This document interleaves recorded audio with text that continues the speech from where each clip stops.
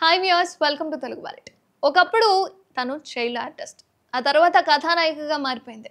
అలాగే career తొలినాళ్ళలోనే super hit చిత్రాలతో మంచి గుర్తింపు తెచ్చుకుంది.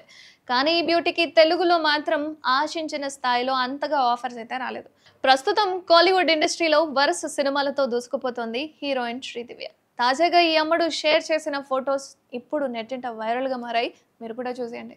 అయితే తెలుగులో ఒకప్పుడు చైల్డ్ ఆర్టిస్ట్గా నటించింది. ఆ తర్వాత హీరోయిన్‌గా మారి ఆడియన్స్ హృదయాలను గెలుచుకుంది. అందం, అభినయంతో కుర్రకారుని కట్టిపడేసింది కూడా. కానీ ఈ వయ్యారికి ఎందుకో మరి తెలుగులో అంతగా ఆఫర్స్ అయితే రాలేదు.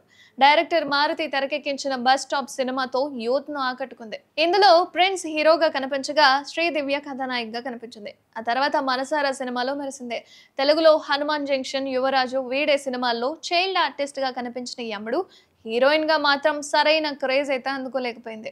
తెలుగులో పలు సినిమాల్లో హీరోయిన్‌గా కూడా నటించి మెప్పించింది. ఇప్పుడు తమిళంలో వరుస ఆఫర్స్ అందుకుంటూ అక్కడే బిజీగా మారిపోయింది ఈ హీరోయిన్. మరోవైపు సోషల్ మీడియాలోనూ చాలా యాక్టివ్‌గా ఉంటూ నిత్యం క్రేజీ పిక్స్ షేర్ చేస్తూ తాజాగా బ్లాక్ శారీలో మరింత అందంగా కనిపించిన ఫొటోస్‌ని అయితే షేర్ చేసింది. ప్రస్తుతం ఇవి నెట్టింటే చాలా వైరల్‌గా మారాయనుకోండి.